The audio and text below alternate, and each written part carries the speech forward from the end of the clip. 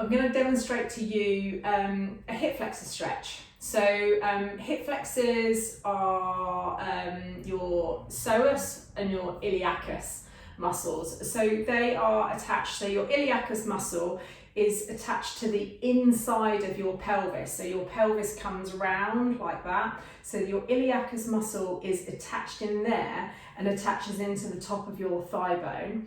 And then your psoas muscle attaches from the base of the spine and attaches into the top of the thigh bone. So when these muscles get tight, they can contribute to lower back pain and potentially even groin issues as well. So it's a good idea to be considering stretching these regularly.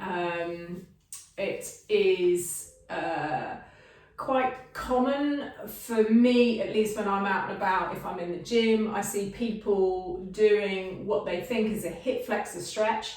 Looks really amazing, but actually it's really ineffective with what they're doing. So I'm going to give you a demo of a really efficient way of stretching your hip flexors and see how we get on. Okay, so I'll show you what people tend to do when I see them thinking that they're stretching their hip flexors. They'll put like one leg forward like that, and then they'll do this like really, really dramatic deep lunge, which looks great, but it's not really targeting the hip flexors particularly. So I'm quite a busy person, and I want to make sure that I'm doing stretches properly and effectively rather than spending a long time doing some kind of mediocre stretching. So the position is the same, but some little tweaks for it will make a massive difference. So basically have one leg in front of you, and what I want you to do is think about your pelvis. So I don't want your sort of bum to be sticking out, and I want you tucking your tailbone under. So thinking of your pelvis like a bowl of water. And when it's tipped forward like this, the water is falling out the front.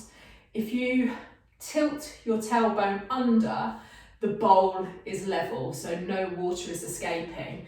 And then basically what I want you to do is lean forward into it, and you see that I can't go so far. So with my tailbone tilted under, this is as far as I can go, but I can feel a stretch through there. So it's coming through there, okay?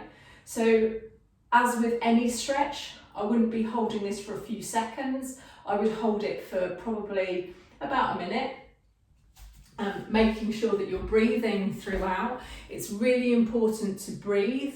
If you hold your breath, your muscles will tense up, and at least if you're holding the stretch for a decent amount of time, you'll have to breathe.